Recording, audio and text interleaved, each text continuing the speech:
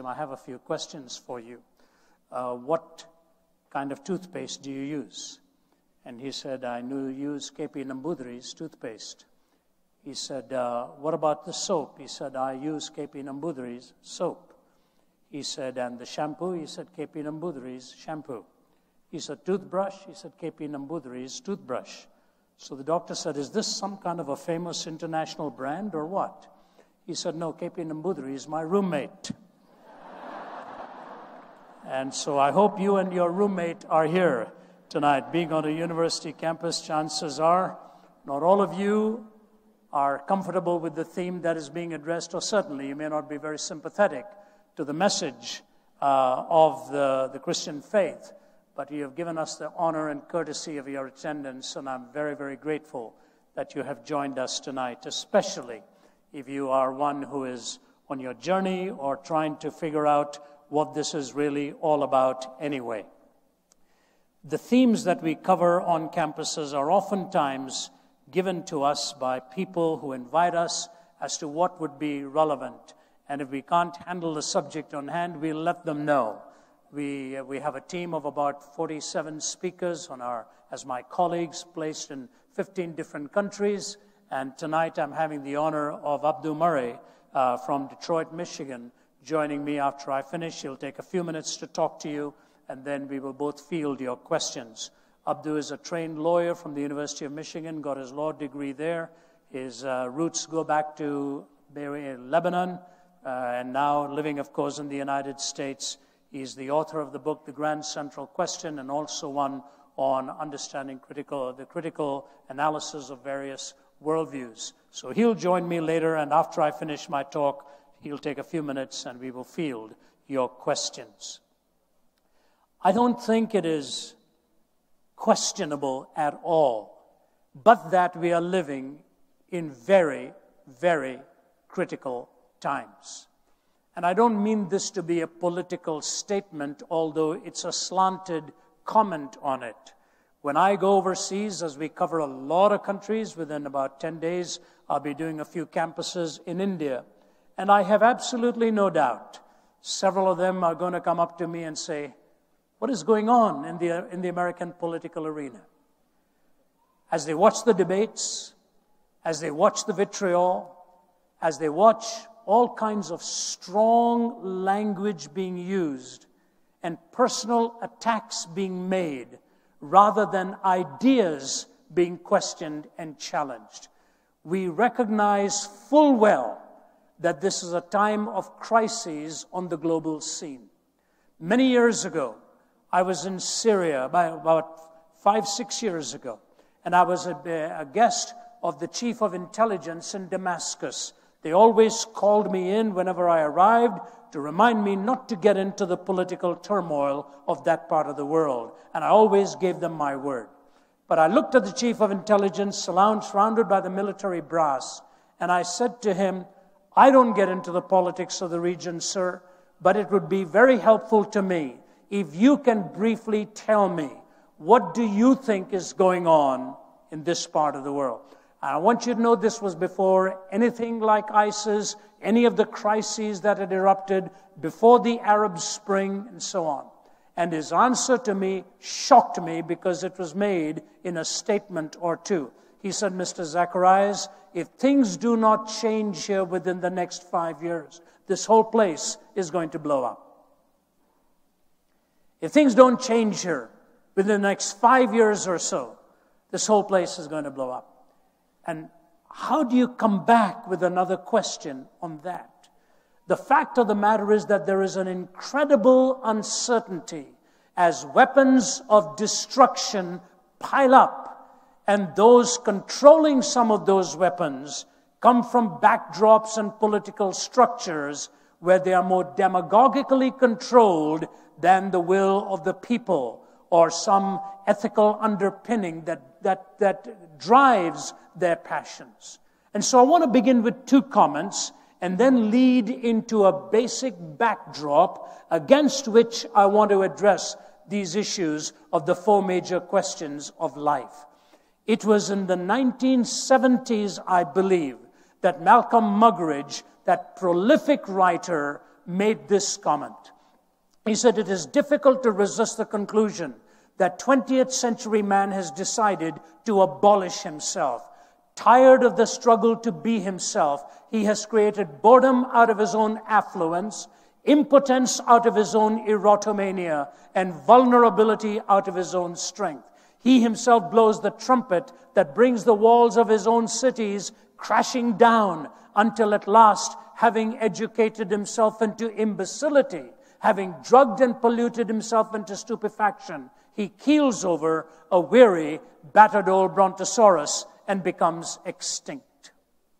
Now, the fascinating thing about Muggeridge is that as a journalist and as one who described himself as being fatally fluent, lived an indulgent life, was a latecomer to Christ, also a chaplain at the University of Edinburgh, resigned his position from the chaplaincy when he saw the trend of where education was going, and on the basis of all of that, talked about how we'd created boredom out of our own affluence, impotence out of our own erotomania, vulnerability out of our own strength, and how this weary, battered old brontosaurus keels over and becomes extinct. About a few years before he said that, Dr. Martin Luther King Jr. received the Nobel Prize for Peace. And here was a man who was so articulate and so precise in what he said and impassioned in what he believed. Listen to these words in his speech.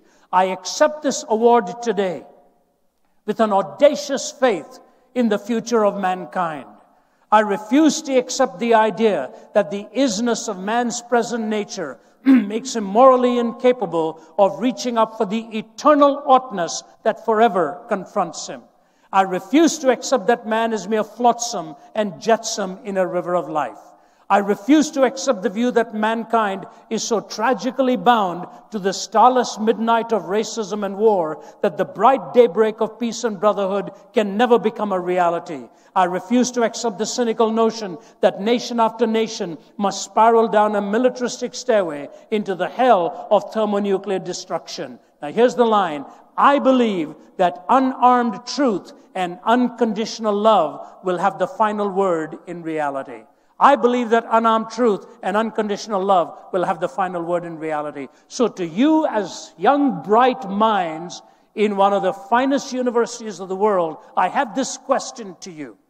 If our entire educational ethos is built on naturalism and a scientific single vision of ultimate reality, which discipline in that framework gives to you the imperatives of unarmed truth and unconditional love?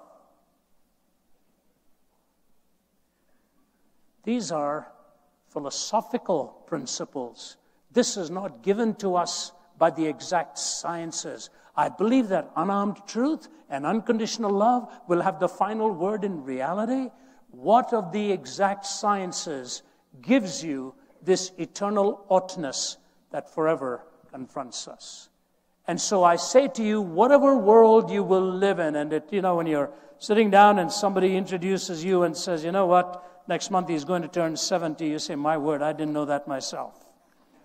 But it's true. The calendar does not lie. And we are reminded again and again of, as each passing year comes and goes, that the world is changing at a staggering pace. I have no idea what kind of world will be yours 10 to 15 years from now. But I'm hoping it is the kind of world that Dr. King talked about. The bright daybreak of peace and brotherhood. What a glorious thing it would be to have unarmed truth and unconditional love, because truth is the most powerful weapon in the world, and love is the most supreme ethic in the world. Where do we find these? The philosopher who lived between 1844 and 1900 was the German philosopher Friedrich Nietzsche. His father was a pastor. Both of his grandfathers were pastors. But somewhere he clenched his fist at God and philosophically believed it could no longer be sustained. And he wrote this parable. You will recognize it. I will read it for you in extenso, a few paragraphs, because on this I want to build my deductions. Have you not heard of that madman who lit a lantern in the bright morning hours, ran to the marketplace and cried incessantly, I'm looking for God, I'm looking for God. As many of those who did not believe in God were standing together there, he excited considerable laughter. Have you lost him, said one. Did he lose his way like a child, said another. Maybe God is hiding. Is he afraid? Is he afraid of us? Has he gone on a voyage or emigrated? So they shouted and laughed him to scorn. But the madman sprang into their midst and pierced them with his glances. Where is God? He cried. I'll tell you, we have killed him, you and I. We are all his murderers. But how have we done this? How were we able to drink up the sea? Who gave us a sponge to wipe away the entire horizon? What did we do when we unchained this earth from its sun? Whither is it moving now? Whither are we moving now? Away from all suns, maybe? Are we not perpetually falling forwards, backwards, sidewards, in all directions? Do you notice the metaphors he's using here? They are poignant. Are we not perpetually falling backwards, forwards, sidewards? Is there any up or down left? Are we not straying through an infinite nothing? Do we not feel the breath of empty space? Has it not suddenly become colder? Is not more and more night coming on us all the time? Must not lanterns now have to be lit in the morning hours? Do we not hear anything yet of the noise of the grave diggers who are burying God? Do we not smell anything yet of God's decomposition? God's decomposed too, and he's dead. He remains dead, and we killed him. Now, how shall we, the murderer of all murderers, compose ourselves? Because that which was holiest and mightiest of all that the world has yet possessed has bled to death under our knives. Who will wipe this blood from us? With what water should we purify ourselves? What festivals of atonement? What sacred games will we need to invent? Is this not the greatest of deeds, too great for us to handle? Must not we now ourselves become God, simply to seem worthy of it? There's never been a greater deed, and whoever shall be born after us for the sake of this deed shall be part of a different history than all history hitherto. This tremendous event is still on its way, still traveling, and has not yet reached the ears of men. The madman fell silent and regarded his listeners. They too were silent. They stared at him in astonishment. He threw his lantern to the ground and it broke, and he went out. I come too early. Maybe my time has not yet come. It has been related further on the same day that the madman entered diverse churches and there sang a requiem, Aeternam Deo. Let out and quieted, he is said to have retorted each time, what are these churches now if they are not the tombs on the sepulchres of God? God is dead. We have killed him. I remember taking some courses with the famed Don Cupid, who was professor at Emmanuel College, Cambridge University. He was an Anglican priest turned atheist. And I remember on more than one occasion he would walk up to the window and point to the school opposite and the spires of a church, and he said, this was all our heritage at one time. It's gone. We no longer can believe any of this. Ironically, a few miles down the road was John Polkinghorne, one of the leading quantum physicists who was a latecomer to Christ, in whose lectures he would be arguing for the rationality and the defense of God's existence. And so the worldviews collide. If you take Nietzsche's words, then I have 4 unanswered questions that will bring coherence to your life and mine. The first is this: where do we find our moral framework? Where do we find a moral law? If naturalism is completely in control, if materialism is all that there is, and there is no absolute, remember what Nietzsche said, there is no up and down. There is no up and down. And so if you listen to politics, it's right or left. There is no up and down. They don't believe in the vertical, transcendent notion anymore. Will lanterns have to be lit in the morning hours? What sacred games will we need to invent? Are we not perpetually falling? As Chesterton said, there's only one angle at which you can stand straight and many, many angles at which you can fall. Chesterton went on to say the tragedy of disbelieving in God is not that you end up believing in nothing. Alas, it is much worse. You may end up believing in anything. And we're testing the angles now. Where is there a moral law? The irony of this is as follows. Adolf Hitler took the Nietzschean phrase of a higher history, took the writings of Nietzsche, personally presented Nietzsche's writings to Stalin and Mussolini, and between these three created a kind of a hell in this world. And I've given the illustration so many times, but I never tire of it, because we are always not far away from being forced to repeat the same mistakes. It was in the 1980s, during the Cold War, when I happened to be visiting Poland and Russia. I'd never been to those parts of the world before, and my host in Warsaw took me one day to visit the concentration camp of Auschwitz. I had been to Buchenwald and Dachau and some of the other camps, but they were not death camps, so emotionally I was not prepared for it. And when you walk into Auschwitz, the only thing you hear in those confines, I kid you not, is silence. You don't hear anything. Probably, if I'm being brutally specific with it, the one thing I did hear was a young gal storming out of there and then bursting into sobs and going outside to sit in the front veranda of that building. And when we walked out, I still saw her sitting there holding her face in her hands. She was a young woman. She saw what had happened. You see, at Auschwitz alone, they were obliterating them at 12,000 every day. And Eichmann's comment was that the first time he saw what happened and got the report of a whole lot of them being herded into the gas ovens, denuded, shaven, the head shaven off, and leaning flesh against flesh, already emaciated, they were told they were going into the showers. And when they would be taken into that room and the gas spigots would be turned on, they would only be able to hear one or two people screaming out, gas, and that's all they would hear, and the bodies were literally shoveled out. Eichmann said, as painful as it was the first time, I learned we were now able to disperse of many, many bodies at the same time and do it in the quickest possible way. He said, one death is a tragedy, 1 million deaths is a statistic. But just outside the gas ovens were the words of Hitler. I want to raise a generation of young people devoid of a conscience, imperial, relentless, and cruel.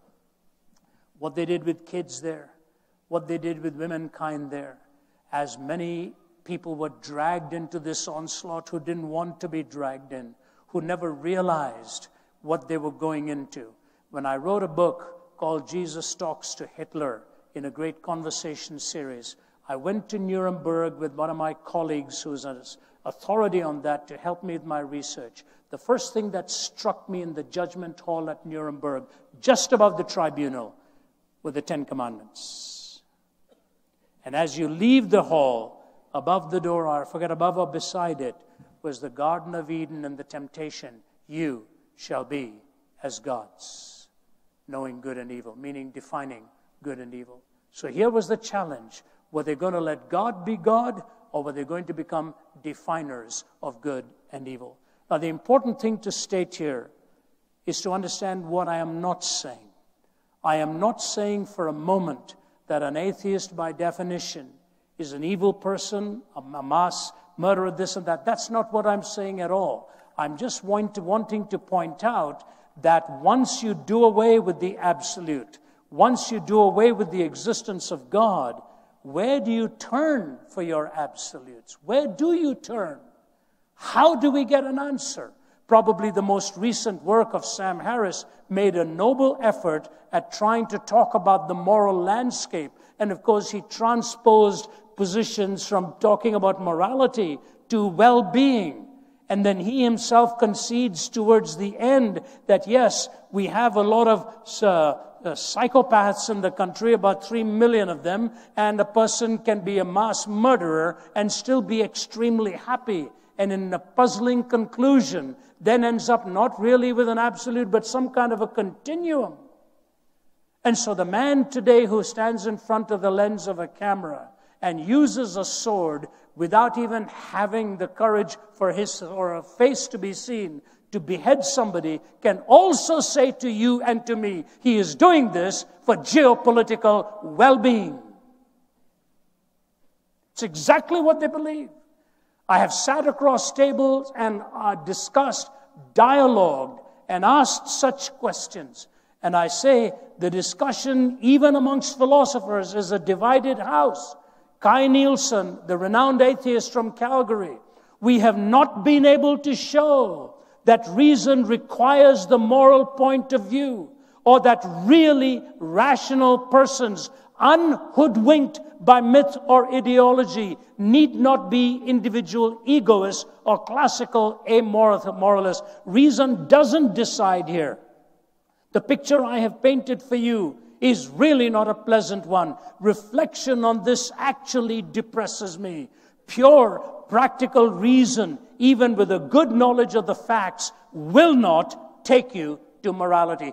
This is a very outspoken atheist. He says this, even with a good knowledge of the facts, will not take you to morality. Richard Rorty, if moral imperatives are not commanded by God's will, and if they are not in some sense absolute, then what we wish to be is a matter simply of what men and women decide should be. There is no other source of judgment. Two renowned atheists. Bertrand Russell says, you know what? I cannot live as though ethical values were simply a matter of personal taste, but I find my own views incredible. I do not know what the real solution is. There has to be a rational justification above all of our differences. And this is especially important for America at this time in her history, where pluralism is a design, and it is a good design. I happen to be a privileged one who was born in one part of the world, at the age of 20 moved to the other part of the world, and because the doors of these nations were open with a legitimate pluralism, people like me could come here, earn a living, raise our families. But the absolutes that built this nation are now in serious jeopardy, and we had better realize it. The absolutes that built this nation, because the nation talked about the fact that there were naturally endowed rights given to us, that these truths were self-evident. All of these moral statements are very critical to understand in the light of our pluralistic culture in our time. I know by going to places in the world right now, people look at me and will ask the question, what is going on in the West? What is going on? Was it not Adolf Eichmann who finally, when he was tried in Israel and was sentenced to the death penalty, I was there when they were dealing with all of the evidence and was given several pages and pages of the trial, which I was able to get back before I wrote my book. But here's Hannah Arendt describing Eichmann's last moment. This is critical, and I move to my next thought here. Adolf Eichmann went to the gallows with great dignity. He'd asked for a bottle of red wine and drank half of it. He refused the help of a Protestant minister, the Reverend William Hull, who offered to read the Bible with him. He had only 2 more hours to live, and therefore he said, good, quote, I have no time to waste.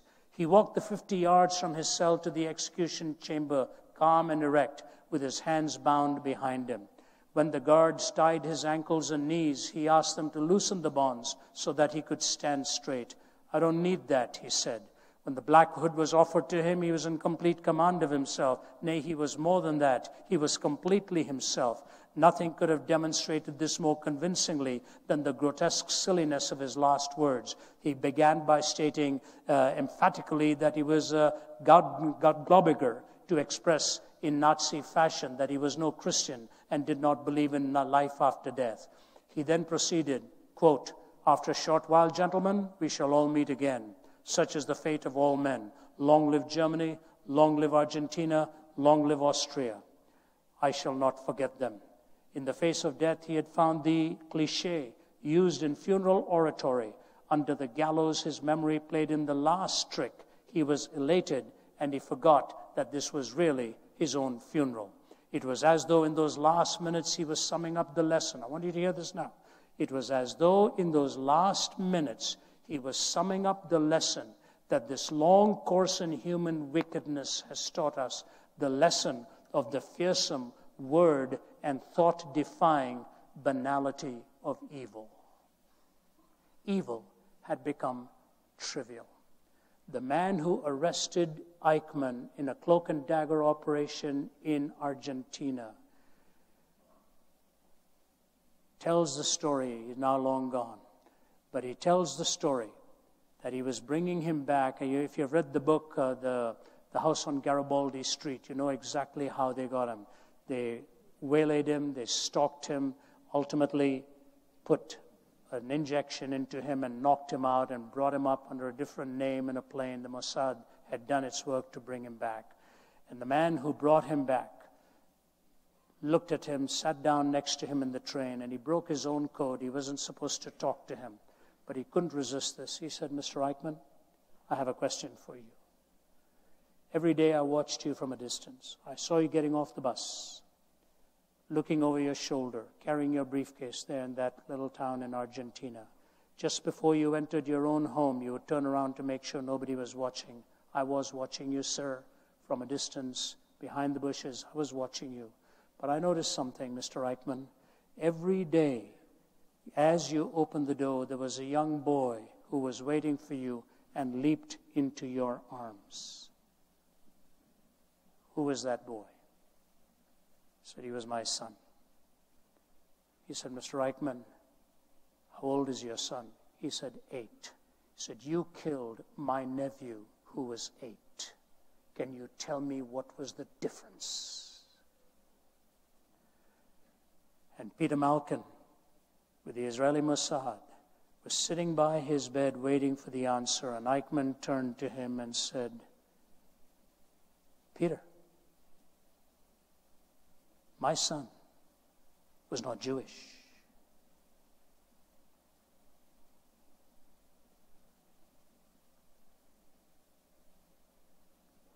Malcolm said he got up from there and walked away and sobbed with uncontrollable tears. He never wanted to see this man again. The bright daybreak of peace and brotherhood had not yet become a reality. Where are we going to turn from moral law? Where am I going to find your value and my value? If you don't have essential value, we are dependent upon the state to give us value. You know, Moses gave the people 613 laws. David reduced it to 15. Isaiah reduced it to 11. When Jesus was on the earth, they asked him, which is the greatest commandment? Jesus could have very easily said one. He didn't. He said that you shall love the Lord your God with all your heart and all your soul and all your mind and all your strength, and you shall love your neighbor as yourself. He said, on these two commandments hang all of the laws and the prophets. That you and I are made imago Dei, the image of God, is a unique truth to the Judeo-Christian worldview. In the same chapter in the Bible, there's a conversation between a man who comes to Jesus and said, is it all right to pay taxes to Caesar? How wonderful it would have been if Jesus had said no. Jesus said, do you have a coin? The man said, yes. He said, give it to me. He held the coin out to him and he said, whose image is on this? The man said, Caesar. He said, give to Caesar that which belongs to Caesar, and give to God that which belongs to God. The man should have had a follow-up question. The follow-up question should have been, what belongs to God? And Jesus would have said, whose image is on you? Whose image is on you? This is what gives you your unique essential worth. In a moral framework that moves horizontally without moving vertically, there is no essential worth. There is no eternal oughtness that forever confronts us. I have no right to violate you as an individual. I have no right to violate your property. I have no right to invade your life because you are made in the image of God. You have a right to make your choices. I have no right to stand in the way of your choices either. But the choices will always have consequences. And so what I say to you is, God gives you the greatest compliment in telling you you're made imago Dei. And Jesus Christ takes that so specifically. He says to you that your body and mine are the temple of the living God. We don't go to the temple, we take the temple with us. This is inviolable. The moral law that Martin Luther King talks about, the eternal oughtness, and people often say, yes, he was very much inspired by Mahatma Gandhi, which is true. Mahatma Gandhi's life in ahimsa, nonviolence, had a lot of an inspiration. But let me tell you two things about that. Mahatma Gandhi would never have used the term unconditional love, because that is very much from the Judeo-Christian worldview. And Gandhiji carried a New Testament wherever he went and often would quote from the Sermon on the Mount. And it is fascinating that in one of Gandhi's homes in India is a quote by Bertrand Russell. And outside that home, the banner says this: "It is doubtful that the Mahatma would have succeeded in his effort, except that he was appealing to people with a Christianized conscience." So here was an atheist applauding the success of a pantheist because of appealing to the conscience of a theist. You see how important it is to understand that a moral law has to have this transcendent value. But secondly and quickly, not only is the question of a moral law unanswerable from a horizontal perspective, Guy Nielsen sustains that. Even J.L. Mackie argues for the struggle. You've got several atheists who Michael Ruse deals with the same issue, Richard Rorty. They all bring up the question of where do we go for an absolute objective moral law? But the second question is that of meaning. How do I really find meaning in my life? Recently, I had the privilege of speaking at a conference called Passion. Some of you are out here who are at that conference. 40,000 in a live audience in 3 venues, and tens of thousands scattered across listening in from about 115 different universities in 47 countries, 18 to 24 or so, that age bracket. Many of those who went forward to find help, do you know what were the 2 most important issues in their lives for which they sought help, 18 to 24? Number 1 was among the young guys, especially struggling with pornography. And number 2 was the stalking, haunting fear of suicide. I don't know if they ever saw the logical connection. Pornography denudes the other person.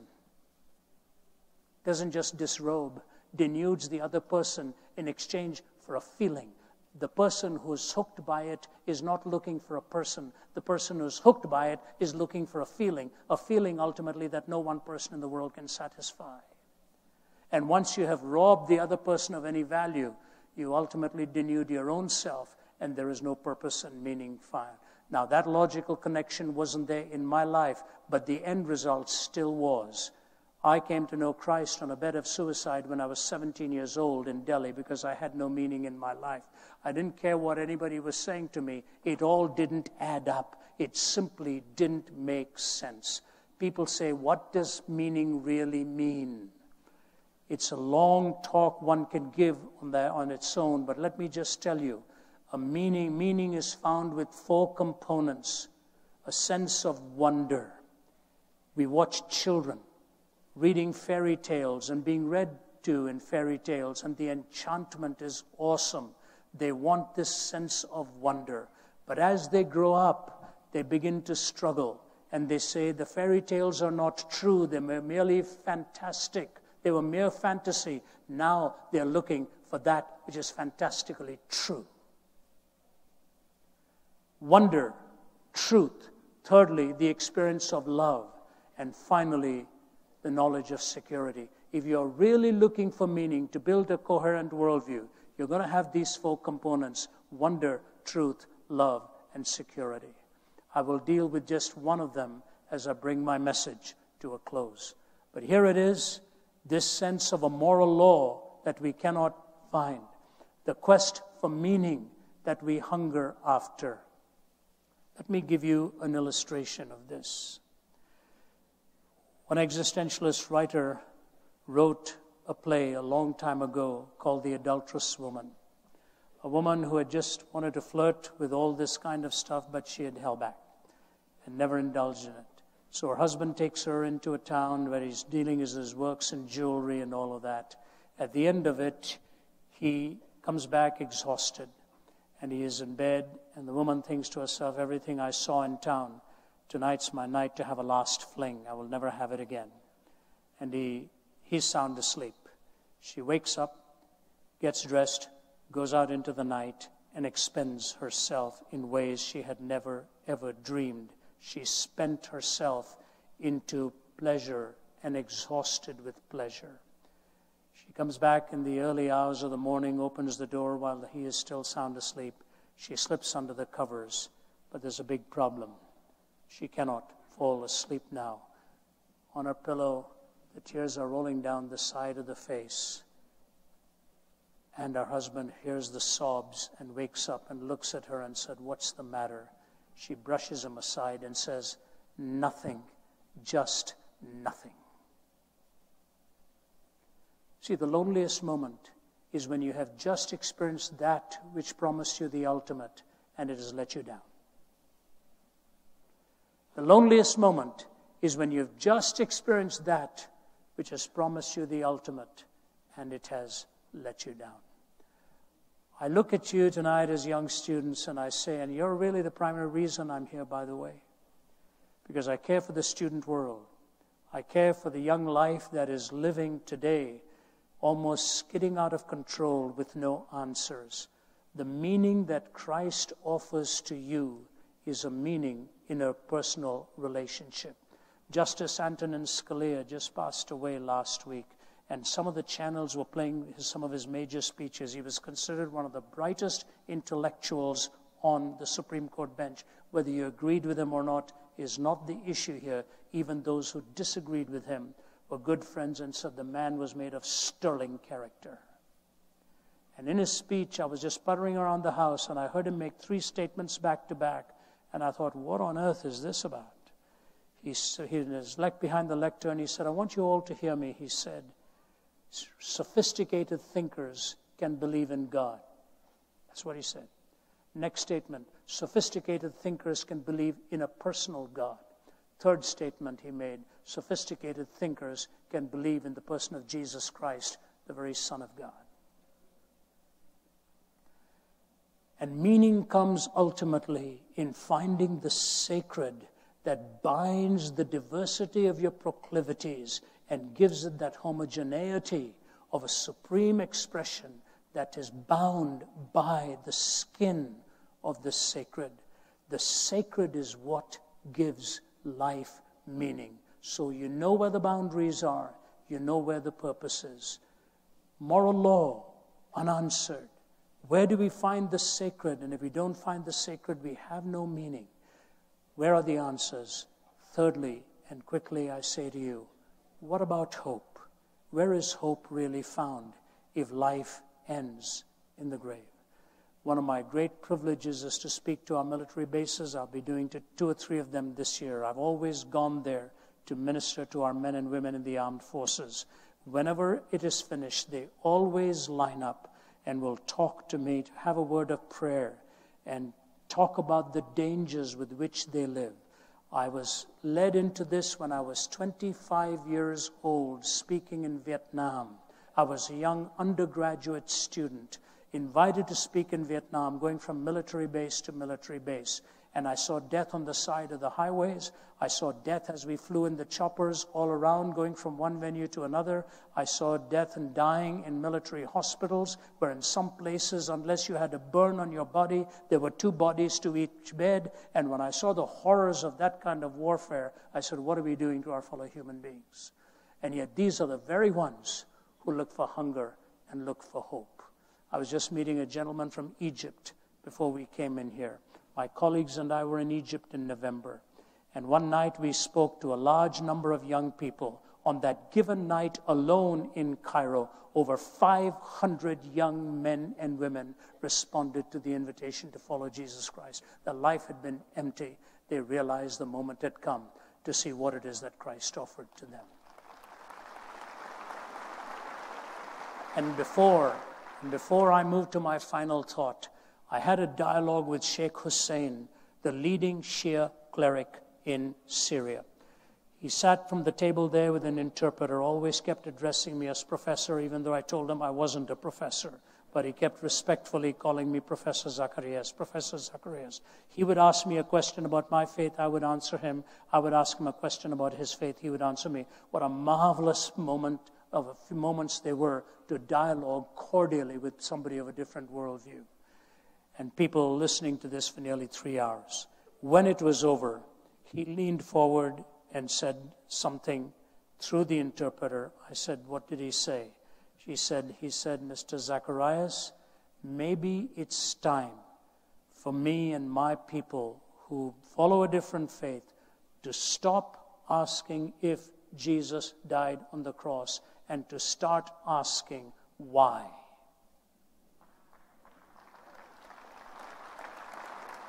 I said, Sheikh Hussein, may I quote you on that, sir? He said, yes, you may. You have to ask yourself the question, in the gospel narrative, the cross is central. Why? Because your greatest need is not for a political leader. Your greatest need is not for the best of education. All of those are important. But your need and my need, the greatest need we have, is deep within our own heart, where evil stalks and seeks to take over. Our greatest need is for a Savior. Our greatest need is for a Savior.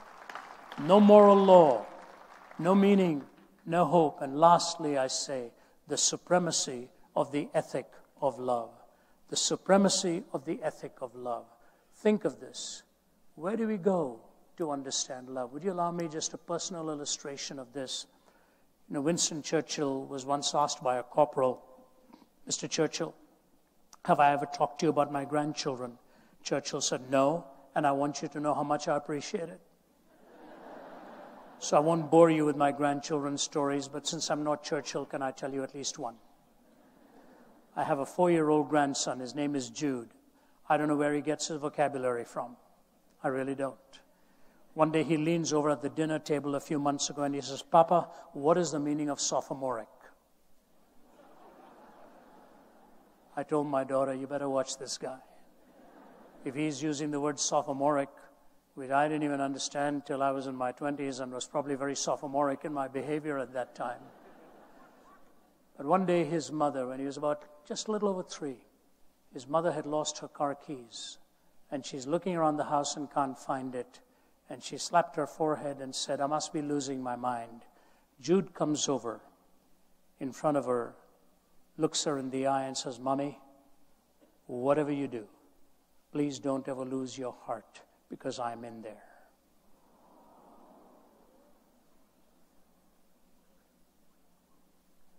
And I ask you, where did that intuitive statement come to him from? Where did that statement come to him from?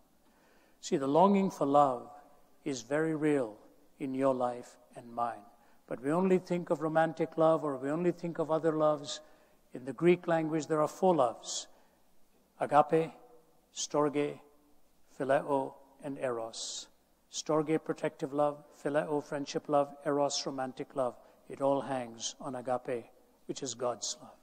If you lose God's love, you cannot define the other 3. And so the love that you and I long for, that binds it all together for you and me, which is something that, by the way, Bertrand Russell himself said he never found in life. And when I go from place to place in this world to preach the love of Christ, I think of this, and I close with this. In John 3:16, the Bible says, for God so loved the world that he gave his one and only Son, that whosoever believes in him should not perish, but have eternal life. About 25 words, depending on which exact translation you use. About 25 words. What do you have in all of that? You have that which is causal. God so loved the world that he gave his only Son. You have that which is filial. You have that which is sacrificial. You have that which is relational. You have that which is eternal. And it is all bound up in the judicial. It is all bound up in the judicial, causal, filial, relational, eternal, sacrificial, all bound up in the judicial. We say we are a country of laws. I say to you, God is the one in whom there is no contradiction, and the moral law is an intrinsic part of his character. Everything in love, everything in sacrifice, everything in relationship, everything that he offers to you and me is built within the legal framework of God's being, in whom there is no contradiction. Where there is contradiction, there is breakdown. So in these four issues alone, of law, meaning, hope, and love, they are the unanswered questions of naturalism. There is no objective source of defining them.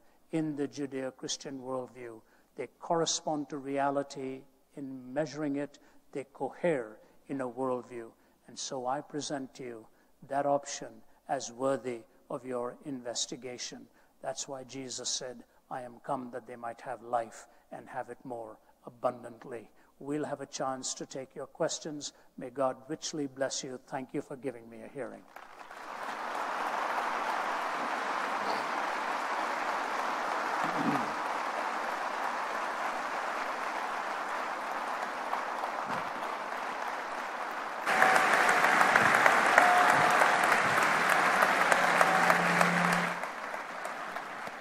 When I stand next to him, I fail the physical. I remember hugging my wife once, giving her the best possible hug, and she looked at me, pushed her face back, and said, she has a loving name for me, I won't tell you what it is. But she said to me, I just want you to know you have the arms of a thinking man. So I'm working on becoming a non-thinking man, but I'm really glad to have the arms of a thinking man here too. This is Abdu Murray. He's going to share a few thoughts with you. Please welcome him from Detroit, Michigan. Down here. Thank you. Thank you. What a blessing and an honor, and a daunting task, by the way, to follow the comments of a truly thinking man. My name is Abdu Murray, and I'll be joining Ravi for some Q&A following just some very brief comments. If you've noticed, there's a bit of an oddity in my name, and one of the first questions I get, speaking of Q&A, is what's with the Abdu and what's with the Murray? Lebanese and Scottish? How does that work? The short story is that basically it got anglicized when we came over. You can't really write my last name or even say it in English letters necessarily, so they said, okay, your last name is Murray. So I'm Lebanese and Scottish, which means that I fight with everybody. I hope not today, actually, that won't be the case.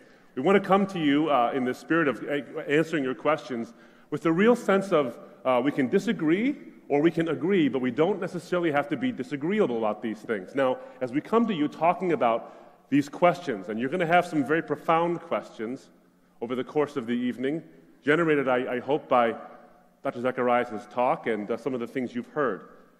I want to ask you a question, and it's a question that neither I, nor Ravi, nor anybody else can answer, I should say. The question is this: why are you here? Why are you here? There's a lot of you here, and everyone has an individual reason why you're here. Now, perhaps you're somebody from a strong Christian faith, and you've come to hear how a defense of the Christian faith can go, someone who can provide answers to these things. Maybe you've been posed a difficult question that you can't find the answer to, or you've struggled to articulate it. You're, of course, welcome. Maybe you're someone who's come from a Christian home, who has a strong Christian faith, or who had it, at least at one point, but because of the way in which the worldviews have come at you, and you've had these questions posed to you, and you don't know how to answer those questions, maybe your faith is teetering on the edge of ruin. It's a great place for you to be. Maybe you're somebody from a contrary worldview, somebody who was not raised in a Christian home, or was, and now finds themselves to be an atheist, or maybe you're from a pantheistic background, or you're a Muslim. This is for you as well. But by the way, you're someone with whom I most identify in this room, because I came from a worldview that was not a Christian worldview. I was raised most of my life from a counter worldview to Christianity. I was raised as a Muslim, a committed Muslim, and I took it seriously. In fact, friends, I would actually challenge my Christian friends about their worldview. You see, I had this fundamental belief in God's greatness, As a Muslim, we believe in the Muslims believe in this phrase, the content of this phrase, Allahu Akbar. You've all heard this phrase. If you've watched the news for 5 seconds, you've heard someone say Allahu Akbar, and unfortunately, when you hear it, something bad happens. But the reality is this, friends, that oftentimes, Muslims say this all the time in non-violent ways. It's not really a battle cry always. It's a blessing. It literally means God is greater. The fundamental doctrines of Islam, and for me especially, was God's greatness. How do we understand God to be truly great? It literally means God is greater. So for the Muslim, there is no being who is greater than God. And I firmly believed that. I also believed in those days that Christians wished they believed in a God who was great, but they were really confused tritheists. They thought they were monotheists, but they were confused tritheists, whatever it would be. And I would challenge them on their faith. And I would say, I hear this, this hymn you sing, how great thou art, you ought to change it to how great thou art not. And I would go into it, challenging the Trinity, the Incarnation, the Atonement, and the Bible itself in terms of its validity. But a funny thing happened in the way of the mosque, as they say. I was confronted with the credibility of the Christian faith. By the way, I was an equal opportunity faith knocker outer over. It wasn't just Christians I was looking at. There were people from contrary worldviews, whether atheist or Hindu or Buddhist, whatever it was. But Christians were low-hanging fruit in the area I grew up in. But they began to respond to me and to say, if this is actually something you might want to think about, the validity of the Bible, for example, and how we have it transmitted down through the centuries as something that is reliable and gives me a source for the historic Christian faith, for the theologies behind it, that the Trinity actually makes some kind of sense. And in fact, it makes supreme sense if you're looking for a God who is truly great. That the atonement, the incarnation of God in Christ and what happened at Calvary's Hill actually can satisfy not only the heart, but also the mind. And of course, the historicity of the resurrection of Jesus himself. These things started to build up, and they were becoming what Al Gore would call an inconvenient truth in my life. You see, I didn't want them to be true because that would mean that I'd have to change my perspective, my worldview. And if we know something, and I think everybody in this room knows this, you know that if you hold a worldview dearly, there's a certain level of clinging to that worldview because a worldview actually comes into play into your identity. And so if you change that worldview, you change something about who you are. It's a tough thing to do. And friends, it took 9 years as that inconvenient truth became more and more true, but also more and more inconvenient because of the identity shift that would have to happen in my own life. 9 years of searching, of asking questions, of debating, of getting questions answered, and then rehashing them over and over again, that I began to see that this worldview is worth at least considering. All of us, no matter what your stripe is, from a secular background, from a theistic background, from whatever it might be, we all face this. Think of the words of Thomas Nagel, the famous philosopher, atheistic philosopher out of New York University, when he says, I want atheism to be true, and I'm made uneasy by the fact that some of the most intelligent and well-informed people I know are religious believers. It's not that I disbelieve in God and naturally hope that I'm right in my beliefs. It's that I don't want there to be a God. I hope there is no God. I don't want the universe to be like that. That's a very honest statement. Not about the lack of evidence in favor of God, but about the desire that there be none. We all face these things. Every one of us. You see, the issue is this, and I found this over that course of that 9 years. The answers are not all that hard to find. They're not all that hard to find. They're not even all that hard to agree upon intellectually. But they can be very hard to accept. Because it requires each one of us to change something about ourselves. C.S. Lewis made the statement, if you look for comfort, he said this actually, he said, if you look for truth, you will find comfort. But if you look for comfort, you will get neither truth nor comfort, only soft soap to begin with, and in the end, despair. It's very important you hear what he's saying here. He's saying, if you look for truth, you will find comfort in the end. But if you look for comfort primarily, you will get neither. Only a soft soap to begin with, but in the end, there will be a despair. Because truth has a way of catching up to us. But we want to sort of serve that comfort. I certainly wanted to. I can tell you this, I identify with that. I wanted desperately for the Christian worldview to not be true, especially the gospel of Jesus and him dying on a cross. You see, I thought that if I believed in a God who was great, how could it be that the God of the universe, the God of all creation, could become incarnate in a limited body and die on a cross at the very hands of the sinners he created? How is this God great exactly? But then I realized something, and Dr. Zacharias mentioned it about the whole supreme ethic of love. Think about this. In Islam, you do have a God who is loving. It's a conditional love, but it is there. But he would be supremely that way. If God is the greatest possible being, then he would express the greatest possible ethic, which is love, in the greatest possible way. And what is the greatest possible way that is possible to express love in? Sending books for us to follow? Rules? Regulations? These might be acts of love, but they're not the supreme act of love. The greatest possible way to express the greatest possible ethic is self-sacrifice. And if you and I are capable of doing that, ought not the God of the universe, the greatest possible being, be able to do that himself? And the cross of Christ, the historic cross of Christ, and that empty tomb proved he did it.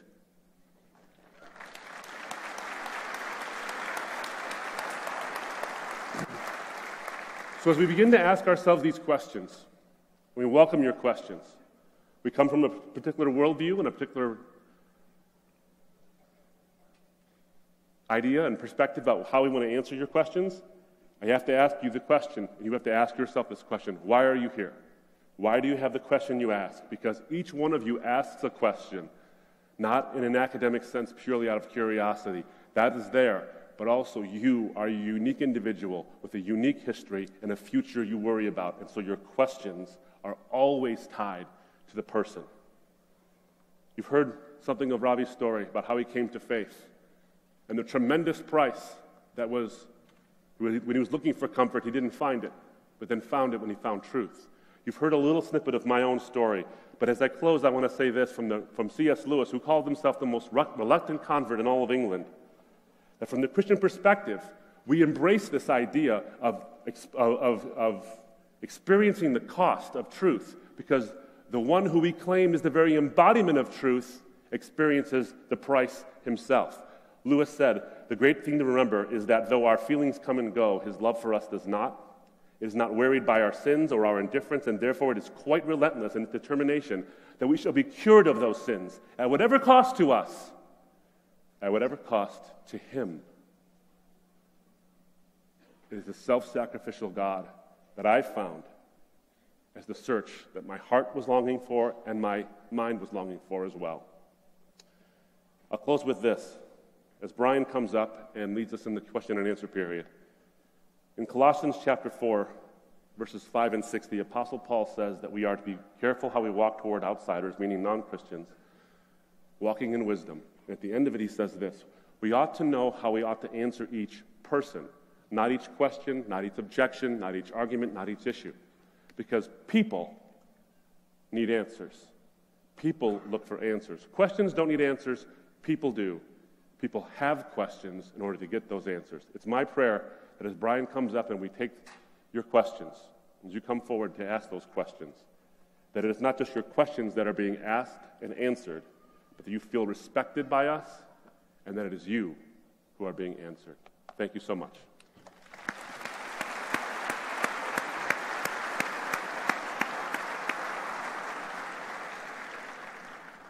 So here's what we want to do. We have a microphone that we are setting up just down here. One of the things that I know Abdu and Dr. Zacharias appreciate is just the ability to even look a questioner in the eye, to try to honor them with just a face-to-face interaction. And so if you have a question here tonight, you go, I just need this answer. And in particular, tonight, as Ravi said, we are so glad for so many people from the community to be a part of tonight, but tonight is primarily about students. And to give students a chance, as many ideas are shared on a university campus that would be in conflict with what's been shared here tonight, to give students a chance. And so if you're a student here and you go, I have a question I want to ask, and in particular, if you're somebody who's going, I'm someplace along the journey, I don't even know where I'm at along the journey, but I've got a question that needs to be asked. We want to give you a chance and invite you to come up and to ask a question at the microphone. So if you have a question, you want to start making your way up here, we want to take any question, honor any questioner that we have here in the center tonight. So go ahead and feel free to make your way there. If you are maybe a little bit shy, and you go, there's a lot of people here, and I feel nervous. We understand that as well. We have a slide up here. If you have your phone available as well, you can do this. I really want to encourage you to take the opportunity even now. We won't have time to take all the questions here tonight. We'll have space for Q&A afterwards.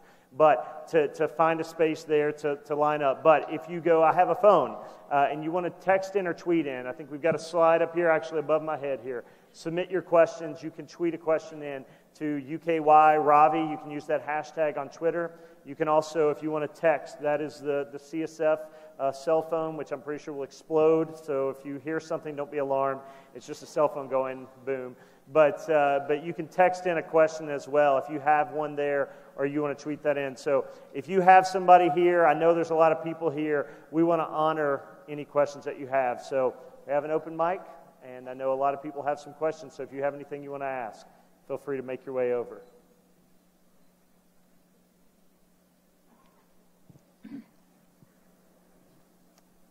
Yes, please. What's your question there for Dr. Zacharias or Abdu Murray? Well, Michael, I want to thank you all for coming out tonight and spending time here. My question is, when debating atheists like Stephen Hawking and other people like that, how do you convince someone like him that God exists without using the Bible necessarily? Well, I was having lunch with Stephen Hawking yesterday. No, I'm just kidding.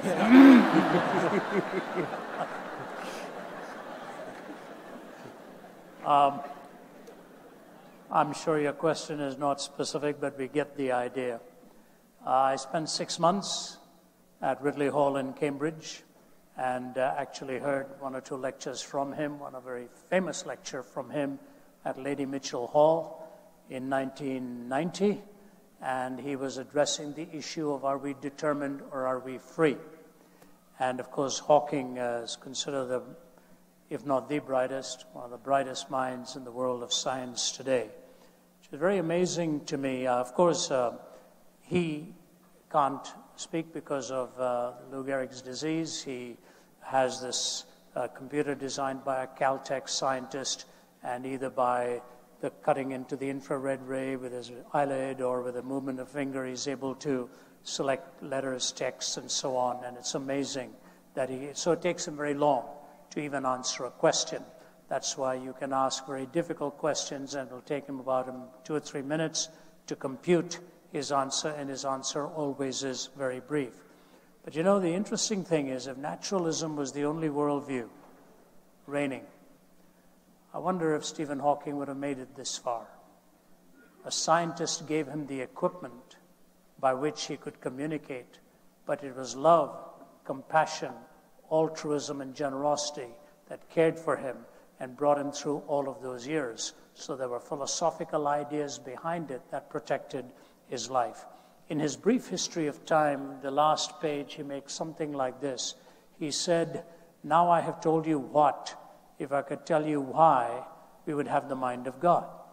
Very interesting that he gave that little caveat, and at that time he was attending 1 or 2 churches in the area on the weekend, and somebody told me who knew him that he was on his own spiritual search. But of course, in his later book, The Grand Design, he talked about the fact that gravity explains everything, and he made the very irrational and unfortunate statement that philosophy is dead.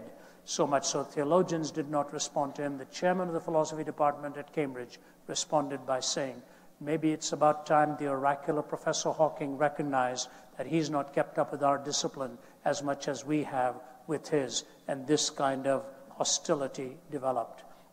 But as I told you, down the road was John Polkinghorne, the quantum physicist, who of course knows Stephen Hawking.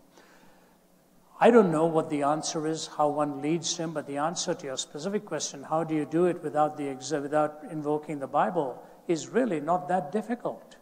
Because his explanation that gravity is really at the heart of it and explains everything is like me explaining a dictionary because of the alphabet. It doesn't follow. The alphabet exists, but the compilation requires design and specified complexity. It is a rather simplistic explanation to say gravity explains it all. And our colleague from Oxford, John Lennox, responded to Stephen Hawking in one of his books and I think he called it Stephen Hawking's God or something to that nature. John Lennox, who has a triple doctorate and was professor of mathematics at Green College, Cambridge, Green College, Oxford, and is one of our colleagues on our team. So they've responded. David Berlinski also, even though he's a skeptic, has responded. I would basically say three very simple things. Number one, however you section physical concrete reality, you always end up with a state of affairs that concrete reality doesn't explain its own existence. That physical concrete reality doesn't explain its own existence. Number two, wherever you see specified complexity and design, you assume a designer. Number three, looking at the history of culture, humanity, and history, you see the very person of Jesus Christ coming with the prophetic scheme and the specifics of it and all the promises contained there and his transformation in the human heart. So whether you take those three stages, however you cut down physical concrete reality, you end up with a state of affairs that it doesn't explain its own existence. Whenever you see specified complexity or design, you assume a designer. And in the human events and course of history and culture and the human search, you see, especially in the person of Jesus Christ, the evidence of God's existence. But if you take just the first two and leave the third out, it ought to lead you to wherever the evidence actually directs you. And once you accept the existence of something non-physical that is eternal and a designer, you can go into history and the human experience and see how it is that Jesus Christ indeed has changed lives, changed history, changed hearts. And in that three stages, I think you can demonstrate the reality of a personal, moral first cause who also offers to transform the human heart. That would be my basic response, but people like John Polkinghorne and all in his book, One World, have done a marvelous job of explaining it. Do you have anything to add to that, Abdul? Just something short. It would be this. The next step, though, is not just to speak to the language that someone else speaks. And if it's science, then we can talk about science. And science points to things. Now, science is a measure of the physical world. But it also leads to implications about what the world is actually like in a non-physical realm, in terms of the moralities that are around us, in terms of the meaning and the purpose for which we were created. In fact, when you look at someone like Francis Collins, who is himself a Christian, a quite devoted Christian, who is a scientist, in fact, the leader of the Human Genome Project, and now I think the director of the National Institutes of Health, he will tell you that when you look at DNA, for example, you have the universe itself, then you have the specific design of DNA itself. 3.1 billion bits of information, specifically ordered. And we're finding more and more of the information that's actually coding for, or actually has function, the more and more we look at it. You're seeing something. You're not seeing a specific statement that says this is God created, but it is an implication that that which is ordered specifically has an informer. The information has an informer. There's an implication being made there, a leap. Not too far of a leap. In fact, when you look at Stephen Hawking's own words about the way in which the universe itself seems to be designed, that there are certain properties that if they were even infinitesimally off by a hair's breadth, you'd have no life possible in the universe in any way. And to quote, I think it was Frederick Hoyle who said, Edwin Hubble, I can't remember which one of the H's, who said that it looks like somebody's been monkeying with the physics. Interesting statement. But there's another aspect to this. Once we speak about these things, then we can talking about what the Bible actually has to say about these things, because if the Bible is true, this might get you to theism, but how does it get you to understand if Christian theism actually holds water? Because if the Bible comports with what we find in the natural realm, if the Bible comports with what we find in the moral realm, then you see a correspondence between the two. And I'll tell you this, as someone who was not friendly in any way, shape, or form to the validity of the Bible, I remember specifically grabbing a little green Bible from a Gideon. I still have that little green Bible, going back to my apartment so I could find a contradiction in it that would finally sort of, these two guys who were coming to my door, they were trying to convert me to Christianity. I was going to knock them down finally with an objection, a contradiction they couldn't explain. And in that little green Bible, specific words, I won't go into the detail because time doesn't permit, but specific words from Luke chapter 3, verse 7, suddenly got me thinking about objective truth and whether or not I was being fair with the data. Here's the point. The Bible itself spoke to a skeptic of it. So be careful about our desire to speak with lofty arguments and closed Bibles.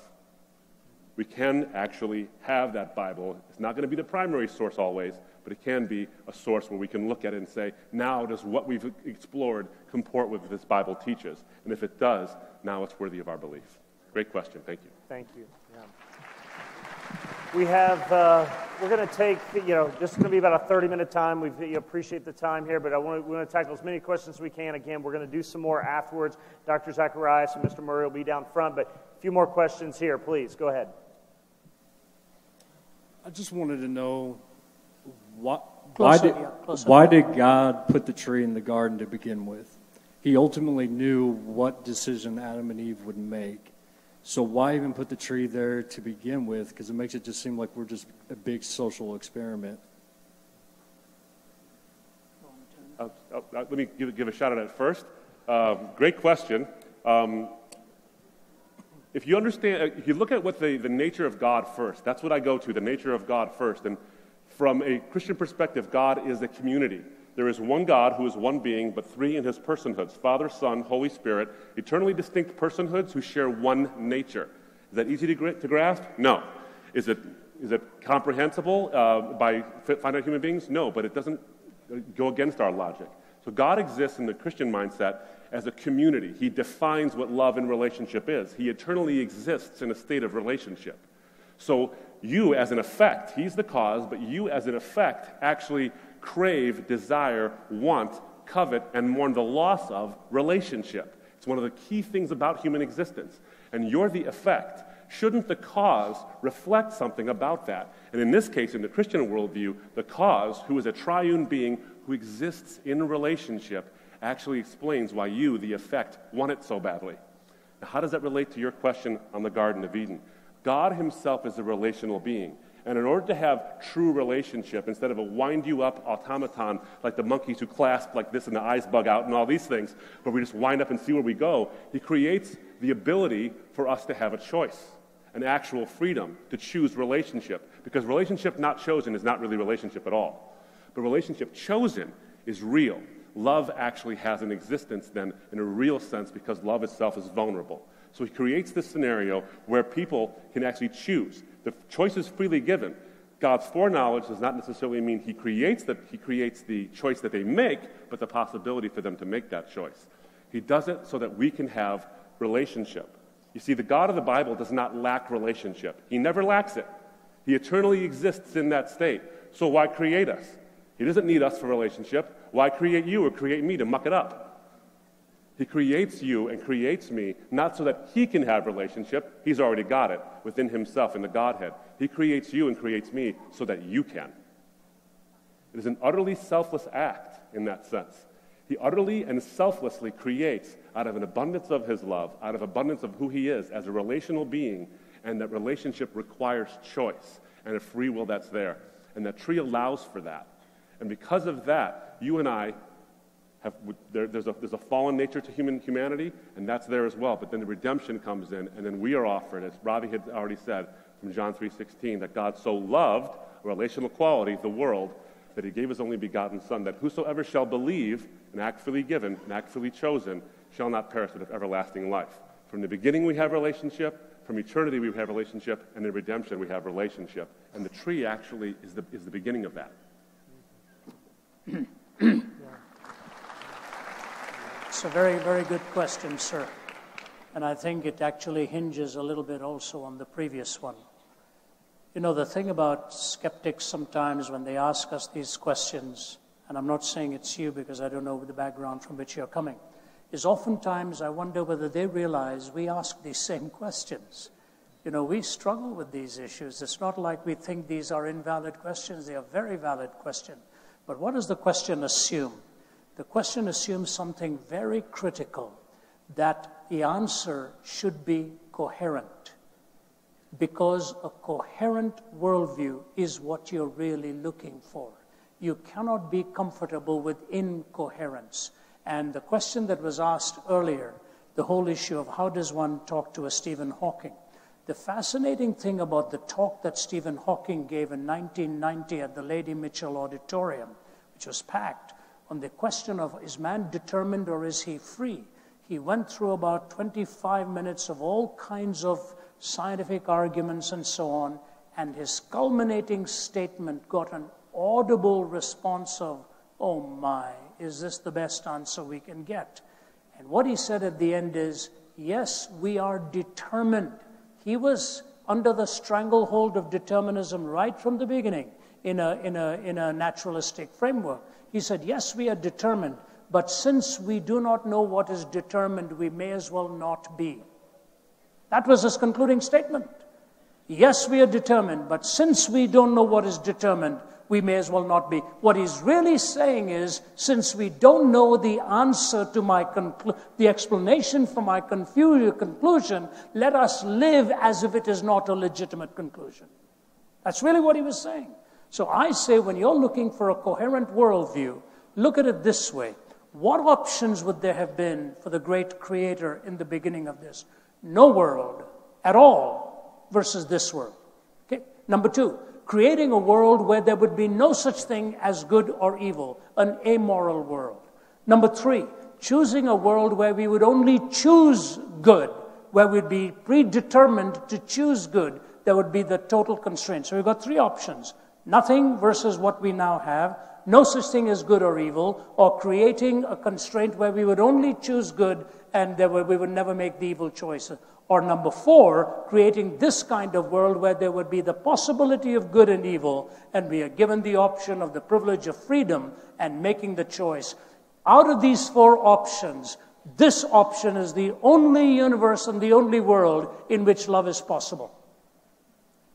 In the previous three, love is not possible at all. Love would not have been possible between the divine and human interaction. So I say this. Sometimes these are mega questions and macro questions, and other times they are filtered down into micro questions in the fine-tuning of an individual life. I found the answer to this, first of all, from the negative. You take a naturalistic framework, you live with an incoherent world. I couldn't live with that. So how do I find coherence? In putting together the diversity in my own heart, which was put together by God.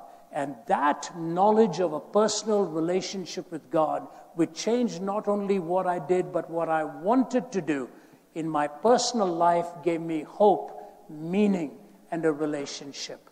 Let me give you just two quick illustrations because I think this is critical.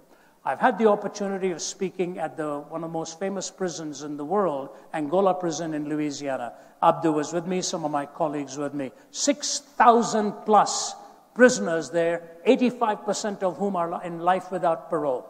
It was the bloodiest prison in America. Blood on the ceilings, blood on the carpets, blood on the walls. When a prisoner was checked in there, he was given a dagger or a knife with which to protect himself. And this warden comes in, this director comes in and says, I'm going to change this place. You allow me to do it my way.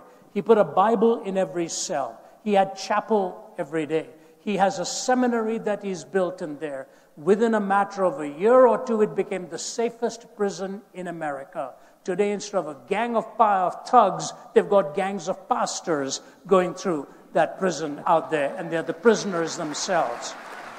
We had lunch with them, and I said to the guy sitting opposite us, why don't you and get yours? He said, hey man, I'm going nowhere. You may as well go and get yours, and then I'll join you. The guy who led in worship, a young man, I said to him, can I ask you a question? Because he led worship so beautifully. I said, can I ask you a question? Are you here for a life without parole? He said, yes, sir. I said, how do you feel? He said, Mr. Zacharias, if you'd known why I am here, you would never ask me that question. He said, but let me tell you something. Out there, I thought I was free, and the horrific things that I did destroyed people's lives and destroyed my own. Now, inside prison bars, having found Christ, I have never been freer in my life. This is the most free I have ever been. Pray for my family. They're outside and think they are free when they are really not. And he put his arm around me and prayed for me, and there were tears running down my face. We had lunch made by the prisoners. The warden sits there, eats the lunch that the prisoners have made. Boy, you call that faith? You better believe it. And he does it. Why? They have found meaning by an individual life being conquered. When you know Christ, When you have that relationship and your will is transformed to his will, you find out why you were made in the first place. And the crowd is just multiplied opportunity for individual conquest that God desires in every life out here tonight. I'll leave that with you.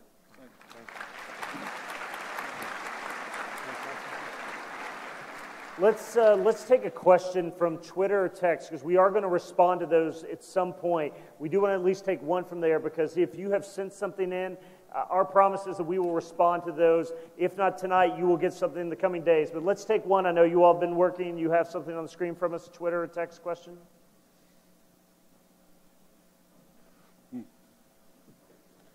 For those of us who can't read, Go ahead. am I a bad person for doubting or questioning my faith? I think, it's interesting. It's a good question. Doubt, it'll become a dirty word. If we say, you have to believe 100%, and if you have any questions or any doubts, then you're not really a true Christian, or whatever these things might be. This is interesting, because let me just answer this as shortly as I possibly can. But it's terribly, terribly important, because I think people often fall into despair, and their doubt creates further doubt. There's a difference between two things. There's a person who's a skeptic, and there's a person who's a cynic.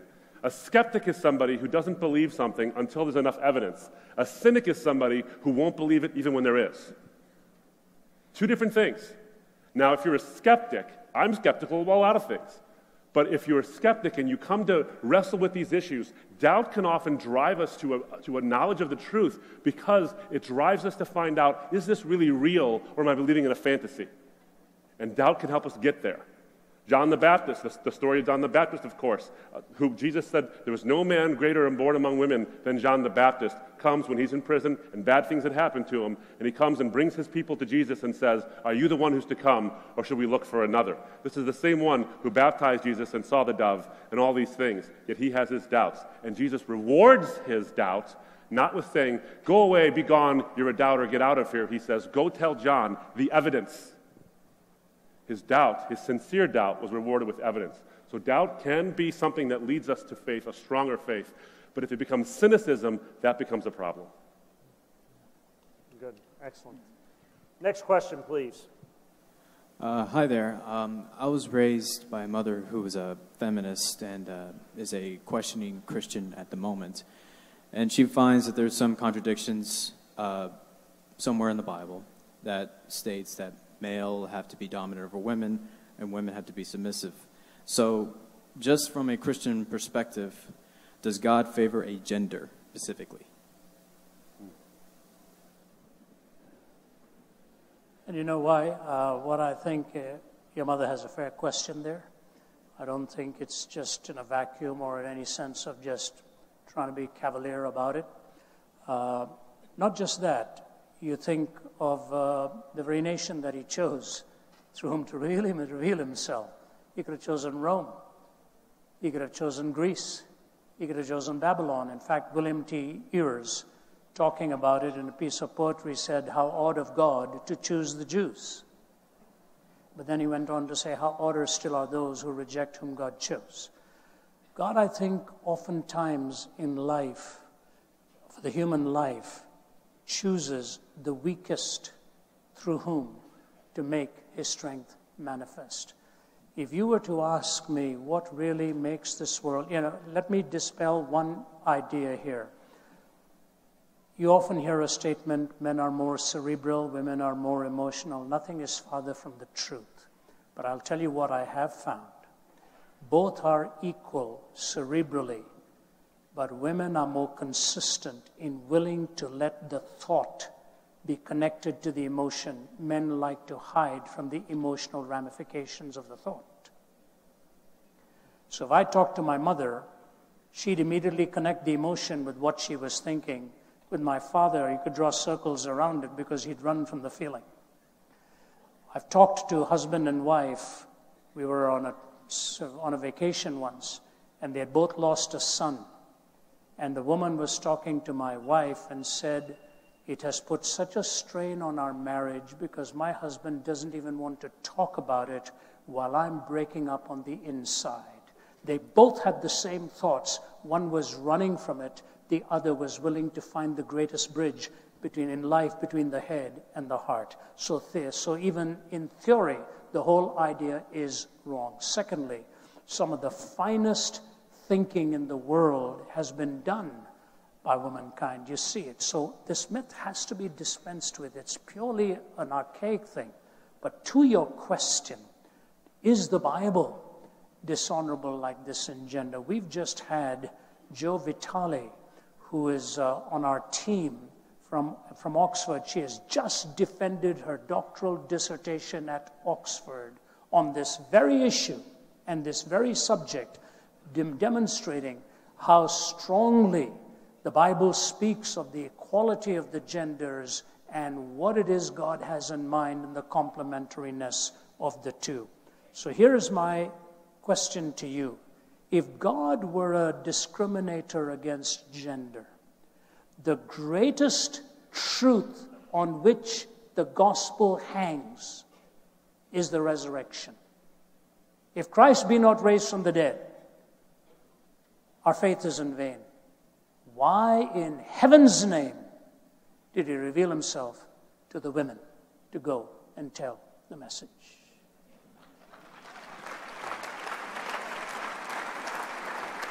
All of Easter hangs on the testimony of womankind with whom he trusted the entire gospel. When the woman with the alabaster ointment came to him and those were frowning about her, he looked at them and said, "Be quiet. Wherever the gospel is preached, there shall also this be told, what this woman has done to me in worship." He paid her the greatest compliment, that the gospel would be carried to the ends of the earth, and this story of this woman's faith will also be told. He goes to Samaria, and he sees a woman at the well with 5 broken, shattered marriages. She was ethnically barred from the society, as it were, maritally broken and shattered 5 times. He made her the first evangelist to the Samaritan world. Imagine what an incredibly gracious God to remind us that none of us is superior to the other. We only have the same privilege of taking our distinctives and complementary strengths and carrying the message to the world. I can tell you this, I would never be here today if it weren't for the strength of my mother. And when my younger brother was 6 or 7 years old, he was dying with double pneumonia and typhoid. My dad had given up. Our family had given up. We were living in Delhi. And the doctor came and told us, my younger brother Ramesh, who's today the chairman of the Department of Pain Management at McMaster University in Canada. He was 6 or 7, dying. I remember seeing him as a bag of bones for the last time. I'm 6 years older than him. And I walked away from there bidding him goodbye. He was unconscious. My mother refused to leave. She refused to leave. She sat by his bedside, and we were all worn to the bone, including my dad. And so 4 of us kids packed up, taken back home, and all of us lying in bed saying, "We've just lost our youngest." My mother sat by his bedside. Whatever she was doing, I don't know, and in sheer exhaustion, for days she hadn't slept, and just by his bedside crying out to God to rescue her son. Somewhere in the early hours of the morning, he began to move and he was very much alive, but just quite worn out and broken. And that need of life was coming back to him. And the next day, when we all were told to come back to the hospital, his eyes were open and his whole life given fresh strength.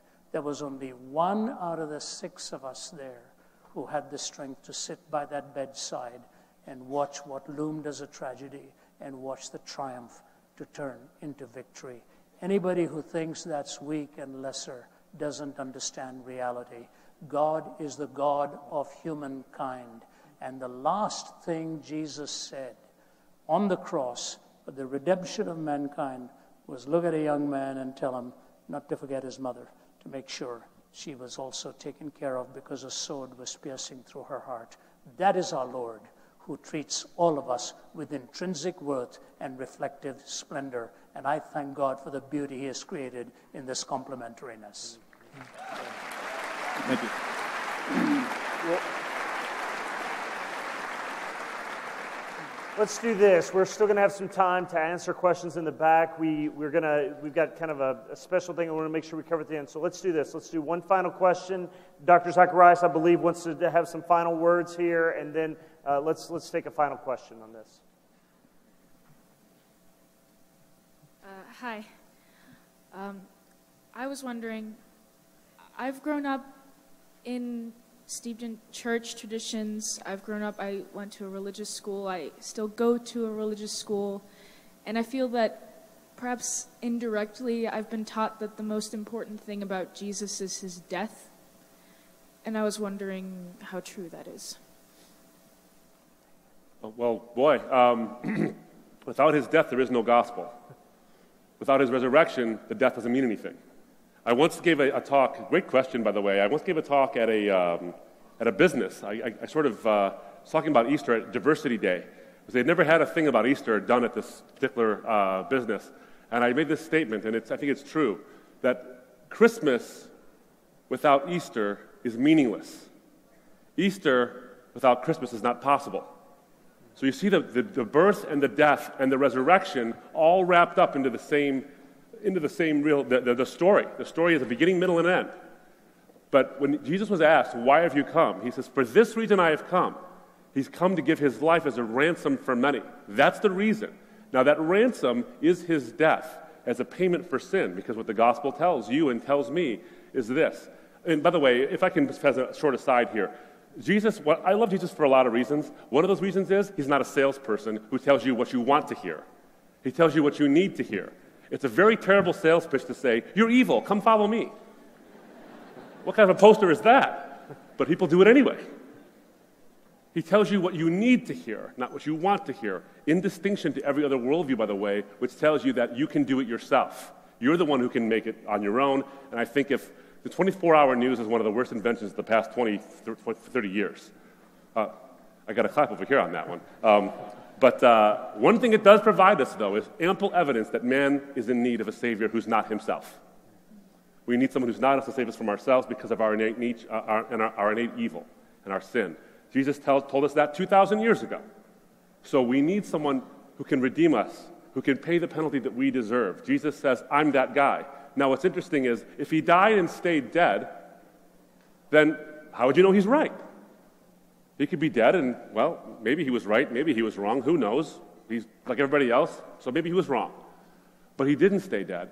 His death is the payment. When he says on that cross, tetelestai, when he says that in the Greek, it actually means it is finished, it is accomplished. It's a financial term, paid in full. It's like a stamp on a document. The debt is paid. That is done for us. But you can know that he was right, that he took away the sins of the world through that death because of his resurrection. If he died and stayed dead, no way to know. But he didn't die and stay dead. He showed his conquering over that death, his conquering over the last enemy through the physical and, I believe, truly historical resurrection from the dead. So the death without the resurrection doesn't really show you anything, but the resurrection shows that the death meant something. In fact, let me just put it this way plainly, it meant everything. Thank you. Some years ago, I had the privilege of speaking at the United Nations, and they had asked me to speak on a search for absolutes in a relativistic world. It's a tough subject, especially in the early hours of the morning, and you're given about 18 minutes. And what I did in my talk is talked about 4 absolutes that we really look for: evil, justice, love, and forgiveness. I said we all have the desire to call some nation an evil nation. You brand some nations evil nations. But you all also talk about justice. You want just societies. You all love your families and you miss your families. And then some of you are going to blow it ethically, and you need to be forgiven. Evil, justice, love, and forgiveness. So I said to them, where in the world did all of these converge at one point in history? There was pin drop silence. I said they converged on a hill called Calvary. And as that meeting was over and I presented to them the message of Calvary, they were lined up, the ambassadors. And one of them came to me, shook my hand, and he said, Dr. Zacharias, he said, I come from an atheistic nation, and I don't want to be here. My president asked me to come here. I hate being here. I miss being here. But I want to say to you, today I have found out why I came here. I came here to find God. I came here to find God. Recently, I was in a Middle Eastern nation where the Minister of Finance came and asked if he could talk to me personally. Some of my colleagues know which one I'm talking about. He doesn't want to be there. So much violence. He sent his family out. And he said, I'm only here because of my faith and the sacrifice that Christ made for me, that I want to do my part in life. To take one aspect of the gospel and make it the most important aspect is actually that which God had joined together. Let no one put asunder. It is the birth, life, death, and resurrection. They are all put together. His death was spoken of, prophesied, and so was his resurrection. Even Paul struggled with that I may know him, the power of his resurrection, and the fellowship of his suffering, being made conformable unto his death. One thing the death of Christ does is answer for me the question of evil and pain and suffering that no other worldview offers. My colleague Vince Vitale and I wrote the book, Why Suffering? And in that I made the comment that God does not conquer in spite of the dark mystery of evil. He conquers through it. He conquers through it. So the cross is central, but it is not in isolation, because you and I do not need a guru. We need a Savior to offer and heal that which is central to your life and mine. And the Cross of Christ by John Stott is one of the most powerful books I have ever read. If you haven't read that book by John R.W. Stott, it's an all-time classic. Please take it and read it. But it fits into the grand design of God's total plan. Thank you for asking that. And now I come to this closing. Many times, as the years have gone by, and I've been in this now for 4 decades, I ask myself the question, why am I doing this? What's in it for me? Your organizers will tell you, money is not even mentioned in this when we come. I frankly don't know who's paying for what in this. We just show up. We're here. And we cover 15 to 20 countries a year. Deep in my heart, I am persuaded that outside of Jesus Christ, there is no other answer to the haunting questions of your life and mine. I say that truthfully. As book after book has been written, I have no other answers. If there were, I would give them to you. And so whether you're speaking at the Center for Geopolitical Strategy in Moscow, or the UN, or a university, or sitting next to somebody in a plane, the only answer I have seen is in the person of Jesus Christ on the 4 questions of life, of origin, meaning, morality, and destiny. And especially to you students, may I say this, you have a rare privilege. You have a very rare privilege. I didn't have the mind that you all do, frankly, and I'm not putting this up, but I would never have made it into a university like this. I lived for cricket. I wanted to play cricket. I was a sports person. I wanted to play cricket for India. That was my goal. I neglected my studies, never worked hard, ended up with shame on a bed of suicide. In about 2 weeks from now, I'm speaking at St. Stephen's College at the University of Delhi, probably the premier institution in the whole country of that specific nature. Anybody here from India will tell you St. Stephen's College, Delhi, most of India's students would never even get in. And yet the principal has asked me if I would come there and present a defense of the Christian faith. God has a sense of humor. I would never have made it as a student. And now they're asking me to come and speak to them. This is how God does it, because the coherence of the Judeo-Christian worldview deals with where you are. And you have 2 options to go with. And I'll close with this and give you what I think would be a marvelous response on your part. Your tensions are great. Your allurements are great. Your physicality is a strength, but also makes you vulnerable. You are possibly oftentimes at the mercy of an academic who wants to knock God out of you. This happens again and again and again. I hear it so often. I will tell you this. You reject God and your worldview will become systemically incoherent.